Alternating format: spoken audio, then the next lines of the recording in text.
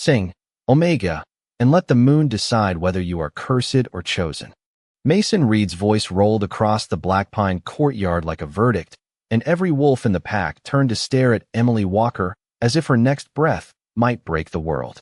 She stood in the center of the old Judgment Circle beneath a red winter moon, her pale hands held still by silver ceremonial cords, her white dress damp from the snow melting against the hem.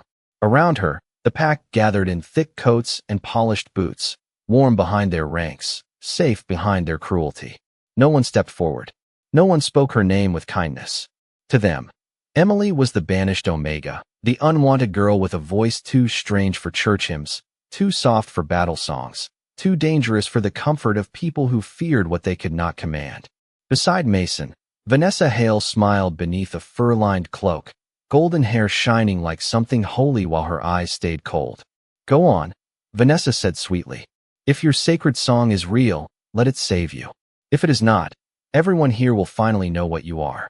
Emily lifted her chin, though her whole body trembled from the cold. Behind the crowd, the werewolves waited in their reinforced kennels, massive dark shapes pacing behind iron bars, their golden eyes flashing with restless panic.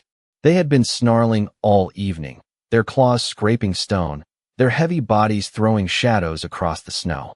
The pack said the wolves hated Emily. Mason said her voice unsettled them.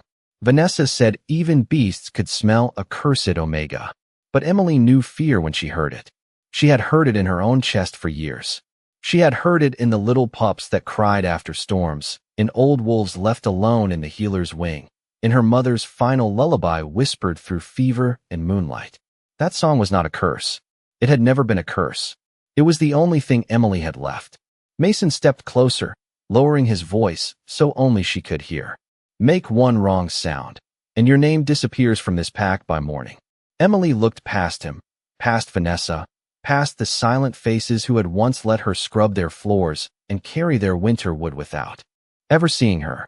Her gaze found the largest werewolf in the far kennel, a black beast called Grim, feared by every handler in Black Pine. He was standing perfectly still now, staring at her with eyes too bright to be ordinary. Emily drew one thin breath. The courtyard seemed to lean in. Then she sang one note. Not loud, not proud, barely more than a trembling thread of sound, soft enough to vanish into the snow. Yet the moment it left her lips, the entire pack went silent. The wind stopped moving through the pines. The torches burned straight and still.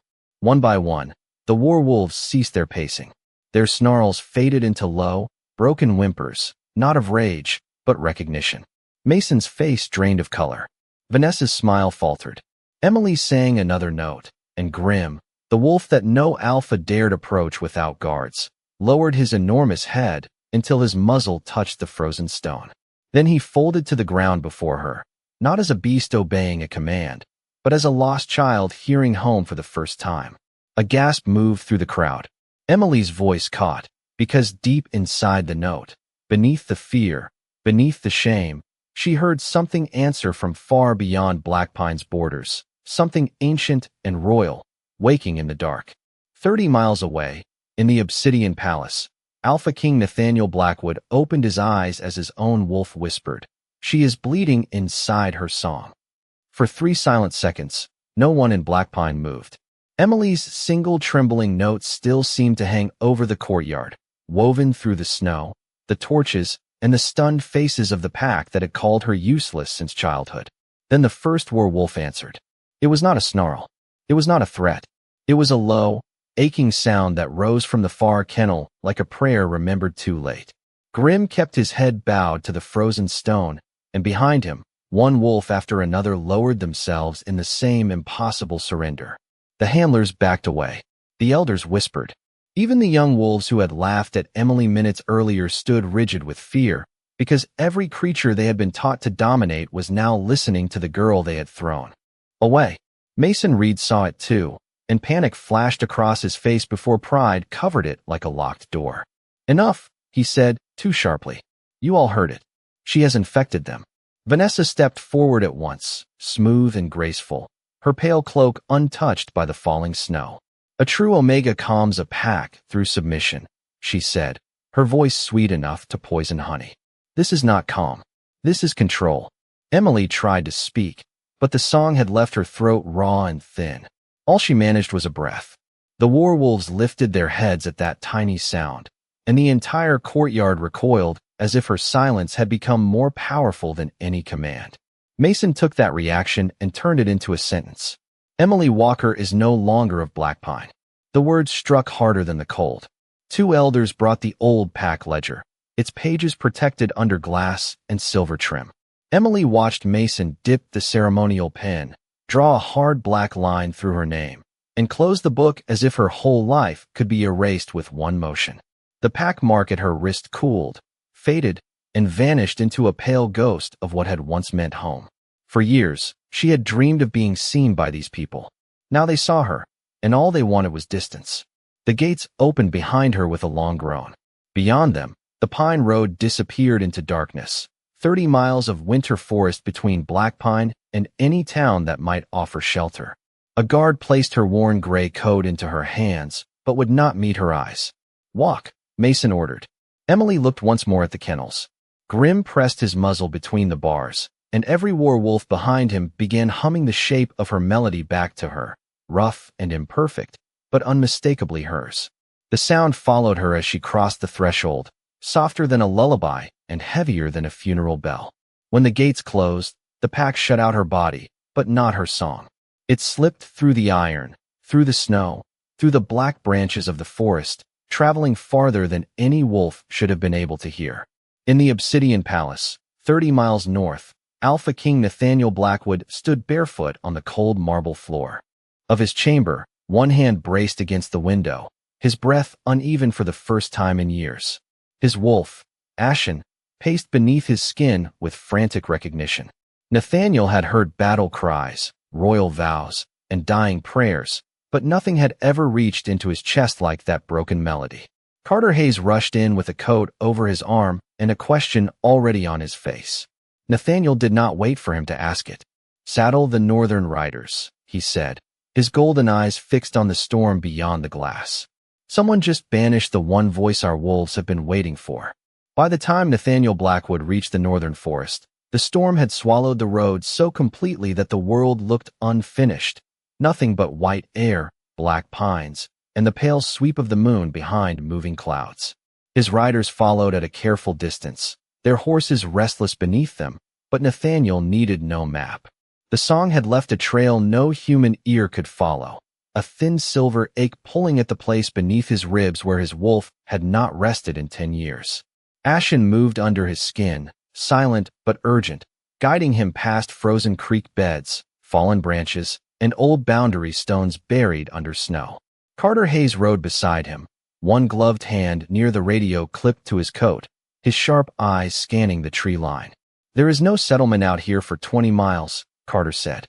If the girl was sent this way alone, she should not have made it past the first ridge. Nathaniel did not answer.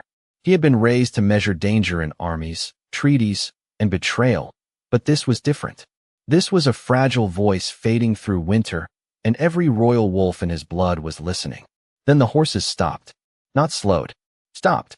Ahead, in a clearing ringed by ancient pines, stood the ruins of a small wooden chapel, its steeple leaning like a tired old sentinel, its windows dark except for a faint gold shimmer pulsing through the cracks in the walls. Around it lay wolves. Dozens of them. Gray wolves, brown wolves, black wolves, young wolves with snow on their lashes, older wolves breathing in shallow clouds, all curled in a wide circle around the broken chapel as if guarding a sacred fire. Carter raised his hand, signaling the riders to hold. Nathaniel stepped down into the snow.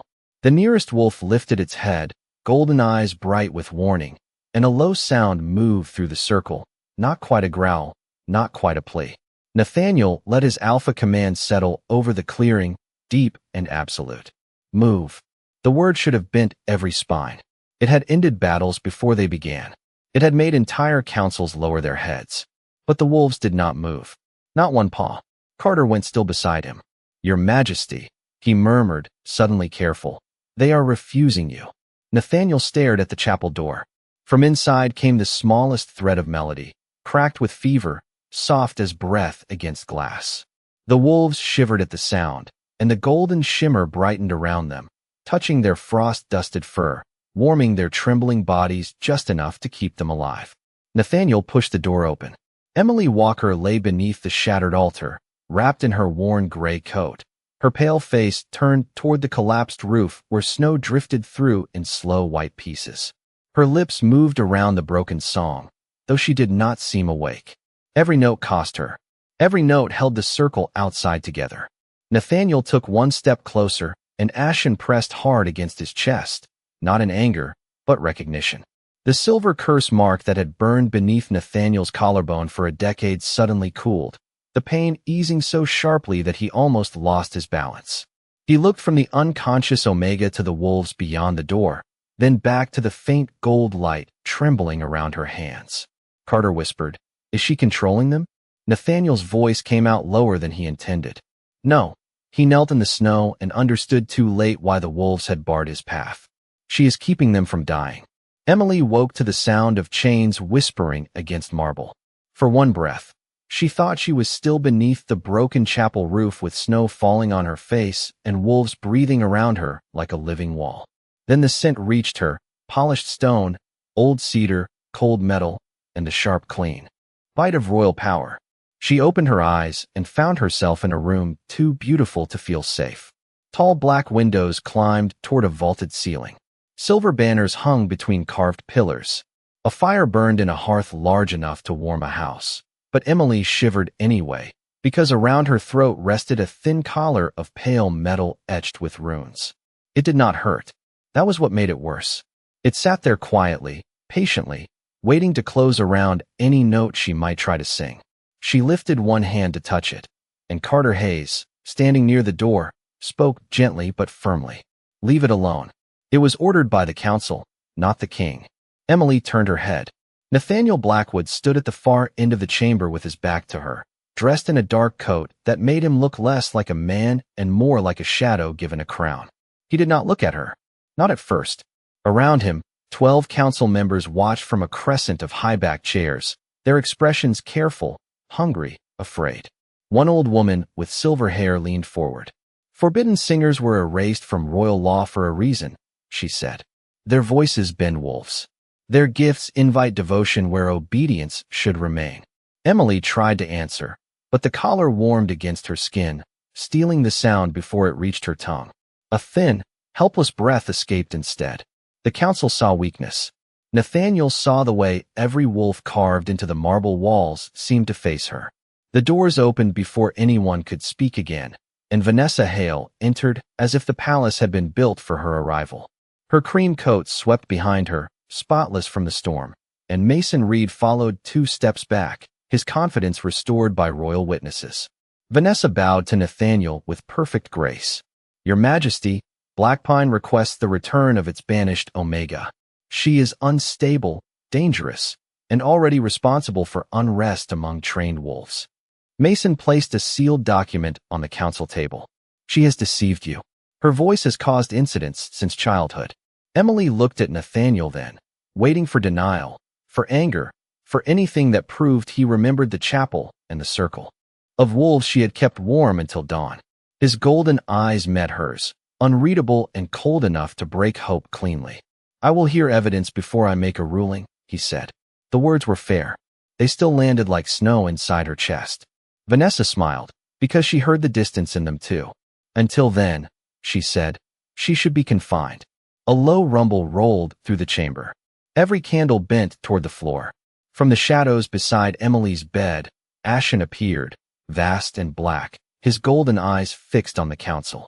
The royal wolf spirit stepped between Emily and the room, then lay down across the threshold as if his own body were a locked gate. No guard moved. No council member breathed too loudly.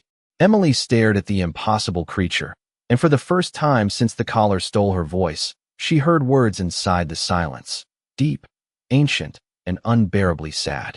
"Little Luna, why did they cut your song?" The words inside Emily's mind did not sound like a threat. They sounded like grief older than the palace itself. Ashen's golden eyes held hers, and the collar at her throat warmed as if it knew she had heard something no one else in the chamber could hear. Nathaniel saw her flinch. For one instant, The cold mask slipped from his face, and concern moved through his expression before he locked it away again. "Clear the room," he ordered. The council protested at once, but his command settled over them like thunder behind glass, and one by one they rose from their chairs. Vanessa paused at the door, her gaze drifting from Emily to the royal wolf spirit lying at her feet. Her smile was calm, but her fingers tightened around the edge of her sleeve. Mason would not look at Ashen at all. When the doors closed, Carter crossed the room and placed an old leather journal on the table beside Emily's bed. "We found this in the sealed archives," he said quietly. It was hidden under the laws that banned forbidden singers. Nathaniel opened the journal himself. The pages smelled of dust, cedar, and rain trapped for generations. Emily could not read the old royal script, but she saw the sketches: a woman beneath a white moon, wolves kneeling around her, a glowing mark at her wrist shaped like a crescent wrapped around a star. Beneath the drawing was one line in modern English, written by a frightened hand. "The sacred voice can heal what silver curses, but every true song takes one memory from the singer." Emily stared at the words until they blurred. Her mother's lullabies returned to her in broken pieces: a warm kitchen, a window fogged with winter, pale hands brushing her hair as a soft voice whispered, "Never sing for people who only want to use the miracle and not love the girl." Nathaniel shut the journal too hard. "No." The word was quiet, but it shook the candle flames. Carter looked toward the tall windows. "Your Majesty, the royal kennels are worsening. The curse is spreading through the wolves. The healers can keep them warm, but they cannot stop the pain." As if summoned by the sentence, a low chorus rose from somewhere below the palace, dozens of wolves crying through stone and distance. Emily sat up slowly. The sound was not loud, but it reached into her chest with small cold hands. They were afraid. Not angry. Not dangerous. Afraid. The same kind of fear that had filled Grimm's eyes behind the kennel bars at Blackpine. Nathaniel stepped between her and the door. "You are not singing." Emily touched the collar. Carter hesitated, then looked to the king. "If she chooses to try, the collar must come off." "She does not understand the cost," Nathaniel said. Emily met his gaze. She did understand. Maybe not all of it, not the ancient laws or the royal bloodlines, but she understood what it meant to be left outside a warm room while others decided whether your life was worth the trouble. She lifted one trembling hand to the collar. After a long moment, Nathaniel reached forward and unlocked it himself. The metal fell into his palm with a soft click. Emily's throat burned as air touched the silence where her song had been trapped. She walked barefoot to the balcony overlooking the inner courtyard. Below, behind moonlit stone walls, the royal wolves lay restless and shivering beneath blankets, their handlers standing helpless nearby. Emily closed her eyes and sang only 4 notes. Gold light drifted down like dust in a sunbeam. The wolves quieted. Their breathing eased. Their heads lowered, one after another, until the courtyard became peaceful for the first time in days. Then the memory vanished. Emily felt it leave as gently as a door closing in another room. She reached for her mother's name and found only warmth, a faded face, and an empty place where a word should have been. Her knees weakened, but Nathaniel caught her before she touched the floor. His arms were careful, almost reverent, and his voice broke around her name. "Emily, what do you remember?" She looked up at him, at the pain he tried so hard to hide, at the silver mark beneath his collarbone glowing faintly through the dark fabric. She did not remember why his sorrow felt familiar, only that it mattered. Her voice came out rough and small. "I remember your pain." By morning, the Obsidian Court had turned Emily's 4 notes into a crime. Rumors moved faster than servants through the palace halls, whispering that the banished Omega had placed a spell over the royal wolves, that the Alpha King had brought danger into his own house, that a girl with no pack and no title had no right to make sacred creatures kneel. Emily sat in a quiet antechamber outside the throne hall, wrapped in a dark wool cloak Carter had brought her, trying to hold on to the memory she had lost and finding only its shape. A mother had loved her. A mother had warned her. A mother had once had a name, and the empty space where it belonged frightened Emily more than the council waiting beyond the doors. Nathaniel stood near the window, silent and rigid, the morning light sharpening every line of his face. He had not slept. Neither had she. Every few minutes, His gaze moved to her throat as if he could see the cost hidden beneath her skin. Carter entered with a sealed folder in his hand and anger carefully folded behind his calm expression. Vanessa Hale has submitted witness statements from Blackpine, he said. Mason Reed claims Emily caused repeated disturbances among wolves and concealed forbidden bloodline magic. Emily looked down at her hands. She wanted to say that Mason had lied about her since she was 13, that Vanessa had. Smiled while doors closed. That fear became truth when enough powerful people repeated it. But before she could speak, the throne hall doors opened. The court was full. Council members, noble alphas, royal healers, and envoys from distant packs lined the marble chamber. Vanessa stood near the center in winter white, beautiful and composed, holding herself like a woman already chosen by history. Mason waited beside her, his mouth set in false sorrow. The moment Emily entered, murmurs rose like wind under a door. Ashen appeared behind her, and every whisper died. The royal wolf spirit walked at her side, not ahead of her, not behind, but with her, his black fur catching the cold light. The eldest councilman lifted a scroll. Emily Walker, the court has reviewed the accusations. If your voice truly heals the royal curse, you will prove it here and now before witnesses. If you refuse, you will be removed from royal protection and returned to Blackpine judgment. Nathaniel's command cracked through the chamber. No, the word made several alphas lower their eyes. Vanessa's expression flickered. Your Majesty, if she is innocent, why fear the test? Mason added softly, unless she knows what her song will reveal. Nathaniel stepped in front of Emily, a living wall of black coat and royal fury. You will not turn her sacrifice into a spectacle. For the first time, Emily saw the court afraid of him, and for one fragile second, she wanted to hide behind that fear. She wanted to let him choose for her. Then, from below the palace, the royal wolves cried out again, weaker than before, their voices thin with the spreading curse. Emily closed her eyes. She saw Grim bowing in the snow. She saw the chapel wolves curled around her to survive the storm. She saw Nathaniel catching her on the balcony, his pain brighter in her memory than any name she had lost. Slowly, she stepped around him. Nathaniel turned, disbelief breaking through his control. Emily, do not. Her throat still burned from the 4 notes. Her hands shook, but her gaze stayed steady. The court expected her to beg. Vanessa expected her to break. Mason expected the old fear to drag her back into silence. Emily gave them none of it. She faced the throne, the council, the wolves carved into the marble, and the Alpha King who looked at her as if her life had become the last law he trusted. Her voice was rough, but every word carried. You protected a kingdom, she said to Nathaniel. Let me protect one wolf. The throne hall did not feel like a court anymore. It felt like the whole kingdom was holding its breath through one fragile girl. Emily stepped into the center of the marble floor, where the morning light fell in a pale circle from the glass dome above. Nathaniel moved with her, but she lifted one hand, asking him to stop before he could shield her again. The gesture was small. The silence it created was enormous. Ashen stood at her right side, his black fur rippling with a light no torch had made, while the carved wolves along the pillars seemed to watch from stone with ancient golden eyes. Vanessa's smile had vanished. Mason's confidence thinned into something nervous and sharp. The eldest councilman nodded to the royal healers, and they drew back the curtain behind the throne. There, beneath layers of silver-threaded blankets, lay one of the oldest royal wolves, trembling from the curse that had spread through the palace kennels. His breath came unevenly, and a cold gray shimmer moved beneath his fur like winter trapped under skin. Emily felt the sound of his pain before she heard it. It entered her chest as a question. Help me. Nathaniel's voice lowered behind her. Emily, one note was enough in the courtyard. You do not owe them more.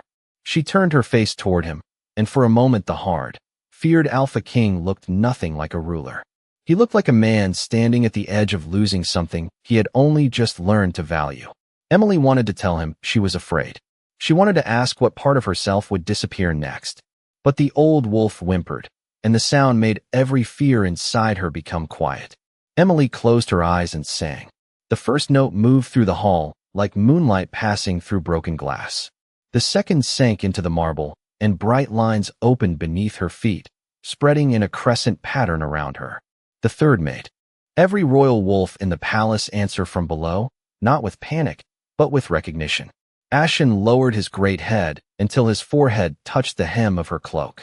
Then every wolf spirit carved into the walls lit with gold. The gray shimmer lifted from the old wolf, curling upward like smoke caught by dawn, and drifted toward Nathaniel. The silver mark beneath his collarbone flared through his dark shirt.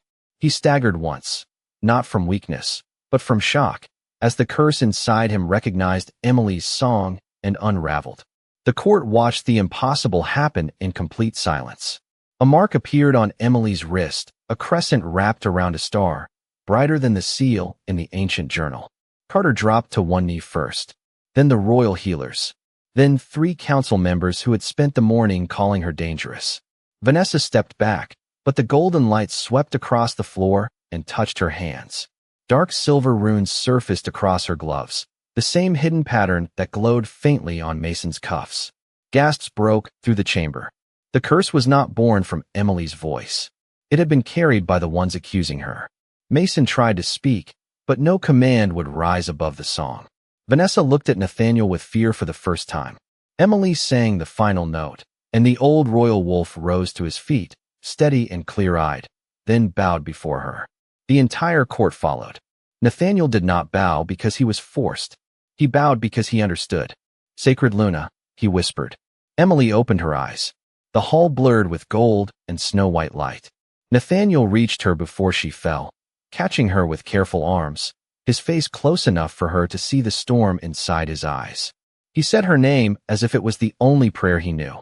Emily looked at him, gentle and lost, and asked, "Who are you?" For a moment after Emily asked who he was, Nathaniel Blackwood forgot every law, every council, every crown. The throne hall blurred around him, but the girl in his arms stayed painfully clear, pale and trembling beneath the gold light that had named her before the kingdom could deny it. He did not answer as a king.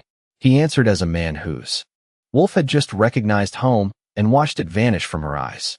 "My name is Nathaniel," he said softly. "You saved me."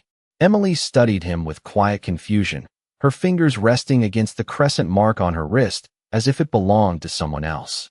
Around them, the court remained on its knees, stunned by the revealed runes on Vanessa and Mason, by the old royal wolf standing healed beside the throne, by Ashen guarding Emily with silent devotion. Then Vanessa laughed. It was a small sound, elegant and broken at the edges. "How touching," she said, lifting her gloved hands as the dark silver runes brightened across her skin. But a Luna who cannot remember her king cannot rule beside him. Carter moved first, but Vanessa had not been waiting for permission. The hidden curse stitched into her gloves flared through the marble, racing under the floor like winter lightning. Mason stumbled back from her, suddenly afraid of the very power he had helped conceal. Across the palace, the royal wolves cried out together. This time their voices did not carry fear alone. They carried warning. The glass dome above the throne hall darkened, as if a storm had pressed its face against the sun. From the lower kennels came the thin cries of wolf cubs, young heirs of old bloodlines, too small to withstand what Vanessa had awakened. Nathaniel rose with Emily in his arms, his eyes turning the hard gold of command. "Stop this." Vanessa's smile shook. "Only her full song can stop it now. Let us see how much of herself your sacred Luna is willing to lose." Emily did not understand the history. She did not remember Blackpine. She did not remember the chapel, the balcony, or the mother whose name had already disappeared. But she heard the cubs. She heard the wolves pressing close to one another in the cold below. She heard Ashen's grief inside her mind, deep and ancient. Nathaniel set her carefully on her feet, then turned her toward him, blocking the court, the curse, the pleading voices beyond the walls. "No," he said, and the word was not a command this time. It was a plea. "You have given enough. I will not ask you to disappear so my kingdom can breathe easier." Emily looked at him. She did not know why his pain felt familiar, only that it reached for the same place inside her where the song lived. "Will they die if I stay quiet?" Nathaniel closed his eyes for one heartbeat. When he opened them, the truth was there, and it wounded him more than any blade could have. "Maybe." Emily turned toward the sound of the cubs. Through the high windows, snow had begun to fall again, soft and bright against the dark palace stone. She touched her throat, then the mark on her wrist. Was I brave? She asked. Nathaniel's control broke quietly. He took her hand, as if holding something sacred enough to frighten him. You were everything, he whispered. Emily smiled then, small and sorrowful, though she did not know what they had been to each other, and the first note of the final song rose from her lips. The first note of Emily's final song did not sound powerful. It sounded small, almost fragile, the kind of sound a person makes when standing at the edge of losing everything and choosing kindness anyway. Yet the moment it entered the air, the storm above the glass dome stopped moving. Snowflakes hung against the dark sky like stars waiting for permission to fall. The second note spread through the throne hall, soft gold flowing across the marble, over the kneeling council, around the healed old wolf, past Mason and Vanessa, whose hidden runes brightened with every breath of music. Vanessa tried to step back, but the curse she had awakened no longer obeyed her. It lifted from her gloves and silver threads and rose into the light for the entire court to see. Mason's seal followed, glowing on the papers he had used to condemn Emily, revealing years of altered records, false reports, and buried names. No one shouted. No one needed to. Truth filled the room more completely than any accusation. Emily sang on. Below the palace, the royal wolves grew quiet. The cubs stopped crying. In the distant forest, the chapel wolves lifted their heads. At Black Pine, Grim pressed his muzzle to the kennel bars and answered with a low, faithful harmony. One by one, wolves across the Northern Territory joined the song, not to take from her, but to hold what she was giving. Away. Nathaniel stood before her helplessly, his hand still wrapped around hers, feeling each note loosen something from her eyes. First went fear, then the memory of Black Pine's gates, then the shape of the chapel roof, then the sound of his name. He knew it as it happened, and still he did not interrupt her, because every wolf in his kingdom was breathing easier because of her courage.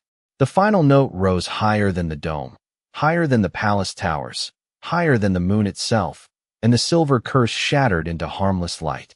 Vanessa sank to her knees, stripped of every borrowed claim, while Mason's packmark faded under the judgment of the court. The council did not wait for Nathaniel's order. They renounced both of them before the throne, and the noble packs turned away in silence, leaving them with nothing but the truth they had tried to bury. When the song ended, Emily swayed. Nathaniel caught her with reverent hands, lowering to one knee in the snow-bright glow that covered the floor. Outside, from the palace steps to the pine line, every wolf bowed. Carter bowed. The healers bowed. Even the oldest council members lowered their heads as Nathaniel took the crown from his own brow and placed it at Emily's feet. Emily Walker, he said, his voice unsteady but clear enough for the whole kingdom to hear. You are my true mate, my sacred Luna, and the queen this throne was waiting for. Emily looked down at him with gentle, empty eyes.